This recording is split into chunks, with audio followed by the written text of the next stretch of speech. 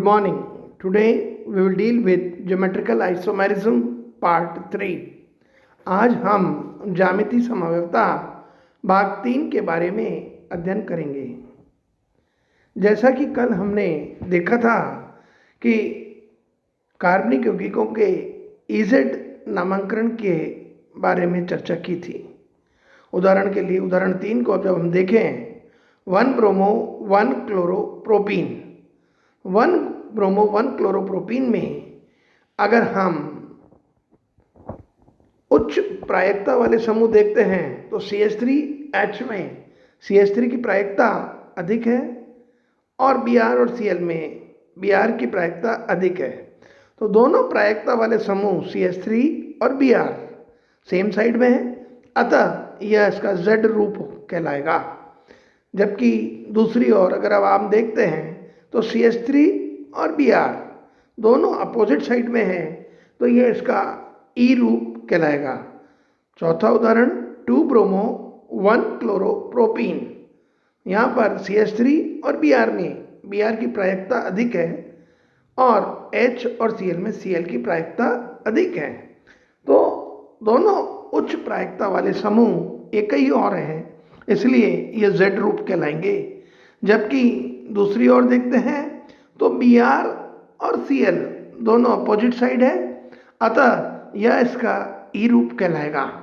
जबकि अगला example 1 bromo 1 chloro 2 iodo propene 1 bromo 1 chloro 2 iodo propene में अगर हम देखते हैं तो CH3 और I में I की प्रायिकता अधिक है, जबकि Cl और Br में Br की प्रायिकता अधिक है।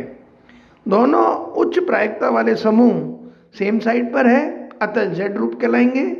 जबकि दूसरी ओर देखते हैं दोनों उच्च प्रायिकता वाले समूह आयोडीन और ब्रोमीन अपोजिट साइड में है, अतः यह इसका E रूप कहलाएगा। यह स्मरण रखने योग्य बात यह है कि Z नामांकन उस यौगिक के लिए किया जाता है जिसमें अधिक प्रायिकता वाले समूह एक ही तरफ हो। ये दोनों समूह समान भी हो सकते हैं। उदाहरण के लिए जैसे हमने 1 और 2 पढ़ा, और असमान भी हो सकते हैं। उदाहरण 3, 4, 5 में हमने देखा ये असमान हो सकते थे। कभी कभी ऐसा भी हो सकता है कि समान समूह एक ही तरफ हो, अर्थात सामान्य रूप से सिस हो और उसका नामांकन E हो जाए, जबकि उसके विपक्ष रूप का नामांकन Z हो जाए। उदाहरण के लिए 1 क्लोरोप्रोपीन 1,2 डायोल के ट्रांस रूप का नामांकन Z होगा, जबकि सिस का E होगा। यहाँ देखिए आप दोनों यहाँ उच्च प्रायिकता वाले समूह Cl और OH दोनों सेम साइड में, जबकि OH समूह दोनों अपोजिट साइड में है। तो OH समूह सेम समूह होते हुए भी अपोजिट साइड में होते हुए भी इसका नामांकन E की बजाय Z रूप हो गया। जबकि दूसरी ओर देखिए जो OH समूह दोनों सेम साइड में है, जबकि इसका नामांकन करते हैं तो E रूप हो गया। क्यों हो गया E रूप? क्योंकि OH और Cl में Cl की प्रायिकता अधिक है, जबकि OH और CH3 में OH की प्रायिकता अधिक है। तो उच्च प्रायिकता वाले समूह अपोजिट साइड में है, इसलिए E रूप। जबकि इधर देखते हैं तो उच्च प्रायिकता वाले समूह दोनों सेम साइड पे है, तो ये इसका Z रूप हो गया। सेकंड एग्जाम्पल है 1 ब्रोमो 1,2 डाइक्लोरोप्रोपीन में ट्रांस रूप Z है, जबकि सिस का E है। देखिए यहाँ पे 1 ब्रोमो 1,2 डाइक्लोरोप्रोपीन में Br और Cl में Br की प्रायिकता अधिक है, जबकि Cl और CH3 में Cl की प्रायिकता अधिक है। तो दोनों उच्च प्रायिकता वाले समूह दोनों एक ही ओर है, जबकि Cl अपोजिट की ओर है, इसलिए ये इसका Z रूप कहलाएगा।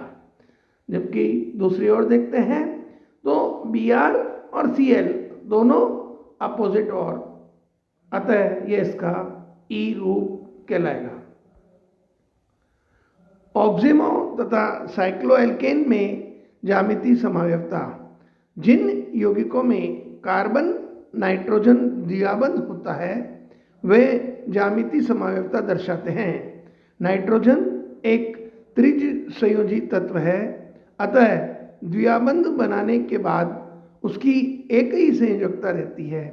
उस पर जुड़ा हुआ समूह यदि कार्बन पर जुड़े हुए हाइड्रोजन की ओर होता है तो वह सम या सिन विन्यास कहलाएगा, और यदि विपरीत दिशा में होता है तो वह प्रति या एंटी विन्यास कहलाता है। सिन व एंटी पद सिस व ट्रांस के समरूप है। उदाहरण के लिए एल्डोक्सिन के विन्यास निम्न प्रकार होंगे। यहाँ पर नाइट्रोजन से जुड़ा हुआ समूह OH और कार्बन से जुड़ा हुआ हाइड्रोजन दोनों सेम साइड में है, अतः यह सिन रूप कहलाएगा। जबकि दूसरी ओर देखें, नाइट्रोजन से जुड़ा हुआ समूह OH और कार्बन से जुड़ा हुआ हाइड्रोजन अपोजिट साइड में है, अतः यह एंटी रूप कहलाएगा। कीटोऑक्सिड्स में भी सिन और एंटी समावयवता दर्शाते हैं, किंतु इसके लिए कीटोन मिश्रित होना चाहिए, अर्थात उसके दोनों एल्किल समूह भिन्न भिन्न होने चाहिए। इस विधि में छोटा एल्किल समूह व OH समूह एक ही तरफ है तो सिन अथवा एंटी रूप कहलाता है। उदाहरण के लिए देखिए, यहाँ पर CH3 दैट इज छोटा एल्किल समूह और नाइट्रोजन पर जुड़ा OH सेम साइड पे है तो वो सिन कहलाएगा। जबकि दूसरी ओर देखें, छोटा एल्किल समूह दैट इज मिथाइल समूह और नाइट्रोजन पर जुड़ा हुआ समूह OH समूह दोनों अपोजिट साइड पे हैं, अतः वह एंटी रूप कहलाएंगे। यहाँ एक बात और स्मरण करने की है कि प्रतिस्थापी साइक्लोएल्केन जैसे चक्रीय यौगिक भी उपर्युक्त दोनों शर्तों का पालन करते हैं। उनमें द्विआबंध तो नहीं होता, किंतु चक्रीय संरचना के कारण उनमें एकल आबंध का घूर्णन प्रतिबंधित होता है, अतः उनमें भी ज्यामितीय समावयवता पाई जाती है। उदाहरण के लिए साइक्लोप्रोपेन डाइकार्बोक्सिलिक अम्ल निम्न दो रूप में पाया जाता है। पहला रूप देखिए, यहाँ पर दोनों कार्बोक्सिलिक समूह सेम साइड पे है, अतः समपक्ष। और दूसरी ओर देखते हैं, दोनों कार्बोक्सिलिक समूह अपोजिट साइड पे है तो वह विपक्ष रूप कहलाएगा। ऑक्सिमो का EZ नामांकरण that is EZ nomenclature in oximes. Oximes का EZ नामांकरण करते समय यह देखते हैं कि नाइट्रोजन से जुड़ा हुआ OH तथा कार्बन से जुड़ा हुआ अधिक प्रायिकता वाला समूह या परमाणु यदि समूह के एक ही ओर स्थित है तो उसे Z समावयवी कहते हैं, जबकि इन समूहों में विपरीत दिशा में स्थित होने के कारण उन्हें E समावयवी कहा जाता है। उदाहरण के तौर पर नाइट्रोजन पर जुड़ा OH और कार्बन पर जुड़ा एल्काइल समूह दोनों अपोजिट साइड में, इसलिए E एसिटाइलडॉक्सेम। जबकि यहाँ देखिए